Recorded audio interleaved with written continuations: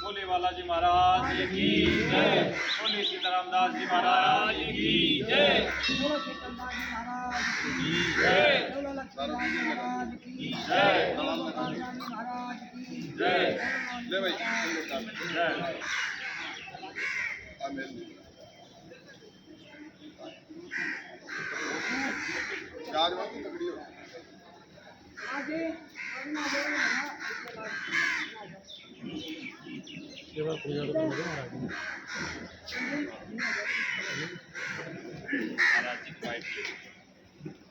नमस्कार दोस्तों, आज मैं आपको ले आया हूँ झड़ाया धाम, जो बहुत ही भव्य मंदिर है बाबा शीतलदास जी के हाथों और श्री श्री 1008 लक्ष्मण दास जी जो महाराज थे, गुरु भाई थे दोनों।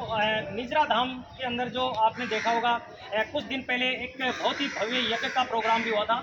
आज यहाँ जो मैं कुछ चीज़ आपको बताने जा रहा हूँ, जो कल्प वृक्ष है, आप देख सकते हैं। ये जो मैं एक बार मेरे सहयोगी से दूंगा, कैमरामैन दिखाने की कोशिश करें।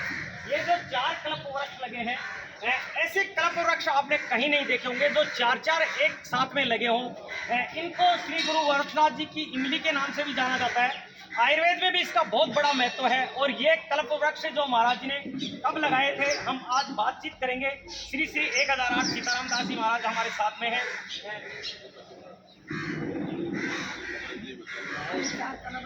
2006 में लगाए गए। हमारे राजस्थान सरकार द्वारा 47वां वन महोत्सव मनाया गया। हमने आग्रह किया, विजित गौड़ साहब प्रधानमंत्री वन संस्था महोदय जी थे और मंत्री महोदय जी थे, तो उन्होंने ये हमारा प्रार्थना पत्र स्वीकार करते हुए उन्होंने ये कहा कि कितना बड़ा धाम है, हजारों की संख्या में देशव्यापी भक्त मनाते हैं। यहाँ हमारे विजित गौड़ साहब आए और हमारे भवन सिंह नेता साहब जिला कलेक्टर तत्कालीन जो कलेक्टर साहब के वो आए, और हमारे जो अपने काला साहब के अख्तियार काला साहब, ये अपने क्षेत्रीय वन अधिकारी थे, तो उन्होंने अपना प्रताप ला करके यहाँ 47 वन महोत्सव का स्वीकार करते हुए यहाँ 4 कल्प वृक्ष अपने 2006 में लगाए गए और जो चेन्नई से मनाए गए थे। 47वां वन महोत्सव मनाया गया था और ये 4 कल्प की इतनी बड़ी महिमा है। 3 महान बड़े संतों के नाम से हैं, शीतलदास जी, लक्ष्मीदास को। एक हनुमान जी महाराज का नाम जो धाम का है वो सबसे बहुत भारी भी है। और इन कल्पवृक्षों के लगने के बाद में हमने ये कल्पना की थी, इच्छा जाहिर की थी कि हमारे वतन धाम झड़ाया पिछले 108 महालक्ष्मी अपने श्रीराम नायक हो और देशव्यापी महान संताएँ और जब पूर्ण सफल हो। तो इसकी हमारी इच्छा कल्पवृक्षों के कृपा से, भगवान की कृपा से इच्छा को ली। 2008 में श्री राम नायक 108 पुण्य यज्ञ हुआ और देशव्यापी की प्रशंसा हुई, देशव्यापी संत महात्मा हुए और विशाल भंडारे का आयोजन। सबसे बड़ी कुदरत की बात ये हुई, इस वतन धाम चढ़ाया पर प्रथम मध्य और पूर्ण आहुति के ऊपर भयंकर बरसात हुई और इस बात का प्रतीक हुआ कि भाई यज्ञ हवन और जो इच्छा जो हमने की थी कल्पवृक्ष के नीचे, वो हमारी इच्छा पूर्ण हुई। ऐसा ही वेदों में बताते हैं कि हमारे पार्वती और शंकर भगवान की इच्छा कल्पवृक्ष के अधीन नीचे बैठ के जो कल्पना की थी उनकी इच्छा पूरी थी। इन्हें कल्पवृक्ष की बहुत बड़ी महिमा है। जैसे मैं निवेदन करूँगा अभी आप सुन रहे थे समाज सेवी जो मदन लाल जी भावरिया हैं, काफ़ी एक्टिव रहते हैं समाज के प्रति, धार्मिक स्थलों के प्रति। आज उन्होंने बहुत अच्छी बात बताई है। 4 जो कल्पवृक्ष हैं, इनका दूसरा नाम मैंने आपको बताया, आप कहीं भी सर्च कर लें, गूगल पे भी सर्च कर सकते हैं। ये जो देख रहे हैं पेड़ कल्पवृक्ष के नाम से भी जाने जाते हैं और इनको गुरु गोरक्षनाथ जी की इमली के नाम से भी जाना जाता है। इनके एक फल लगता है, वो आयुर्वेद में बहुत बड़ा महत्व रखता है। घर के अंदर कितनी भी बड़ी पीड़ा हो उसके भी ये काम में आता है। बाकी खैर मैं नहीं बताना चाहूँगा आगे की बातें। हमारे साथ में यहाँ जो रामोतार जी गजराज हैं वो हमारे साथ में जुड़े हैं, कुछ 2 बात वो भी युवाओं को बताएंगे। सर नमस्कार।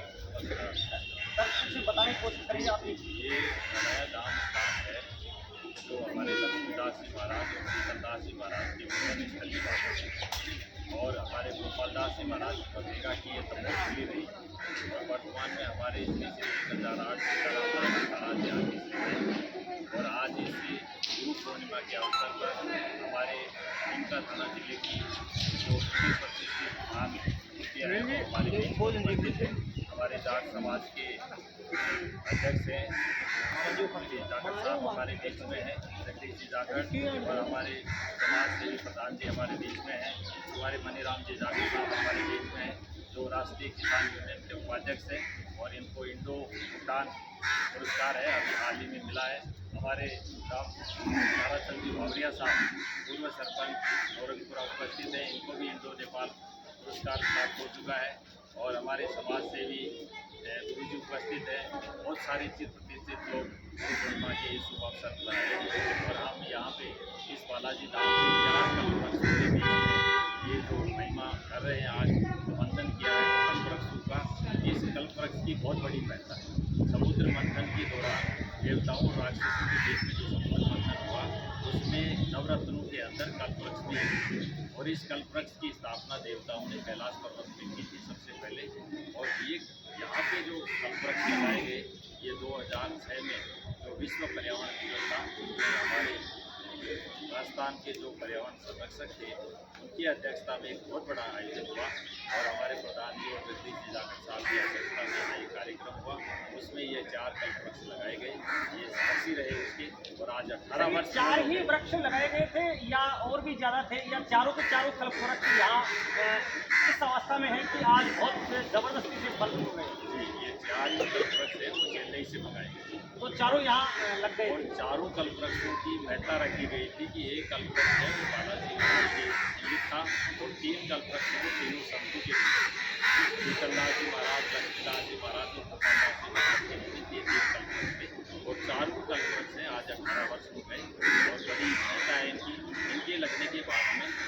वैसे वेद में कहा गया है कि जो भी व्यक्ति है वो कल्पवृक्ष के नीचे बैठ के जो भी मनोकामना करेगा उसकी मनोकामना पूर्ण होगी।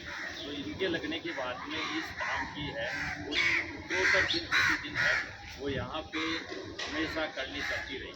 माननीय सीताराम दास जी महाराज के यहाँ पे पीठ पे बैठने के बाद में कभी यहाँ का काम नहीं रुका।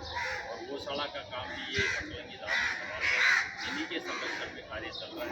यहाँ पे विश्वविख्यात यहाँ पे माइक हो चुका है। और आगे भी अन्य समाज कल्याण के कार्य निरंतर जारी रहते हैं।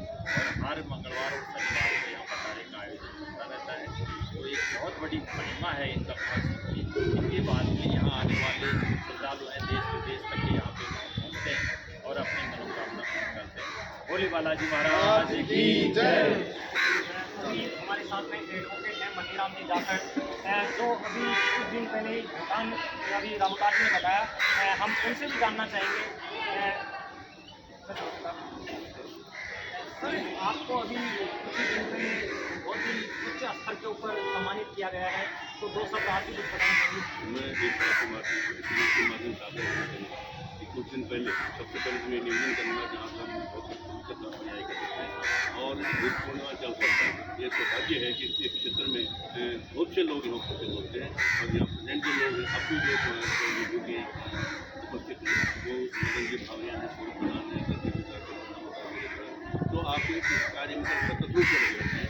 और एक बड़ी बात है, मेरे को बता दिया है, इसलिए बहुत बड़ी महिमा वाली आपने जहाँ की इंडो नेपाल की बात की, वो एक विश्व शांति का एक संगठन है। और विश्व शांति के संगठन में विश्व शांति से लेकर आपस में समाज में भाईचारा बढ़ाने के लिए और आपस में हर तरह से प्रेम और भाईचारा देने के लिए जो प्रेरणा देता है बहुत बड़ा संगठन है। वो सतत रूप से जारी रहता है। और इसमें इंडिया और नेपाल के जो संबंध हैं उन संबंधों को बहुत आगे तक विस्तृत करने के लिए है। उसके बाद में अभी 17 तारीख को जो आप सम्मानित किया गया इंडियन किसान यूनियन का जो राष्ट्रीय उपाध्यक्ष के रूप में पदस्थापित किया गया, इसके लिए मुझे आग्रह करना चाहूँगा। पूरे क्षेत्र में किसानों समस्याओं को लेकर करता रहा हूँ और किसानों समस्या के आगे भी हम कार्य मिलकर प्रयास कर रहेंगे, उन्हें समाधान प्रयास करते रहेंगे। इसके लिए मुझे बहुत अभी हमारे साथ में जुड़े हैं श्री श्री 1008 है श्री सीताराम दास जी महाराज जी। 2 शब्द हम उनके मुख से भी सुनेंगे। महाराज जी बताना चाहेंगे आप कुछ? जैसे आज ये गुरु पूर्णिमा मनाते हैं तो गुरु महाराज बताइए जैसा थोड़ा कार्यक्रम करते रहो, कुछ भजन करते रहो। ये सारी महिमा खाली गुरु का आशीर्वाद और भजन की माया है। तो इंसान जो भी अपना जो कर्म करे वो सत्य कर्म पर चलो। सत्य कर्म से चलने से आगे कोई बाधा नहीं आती है।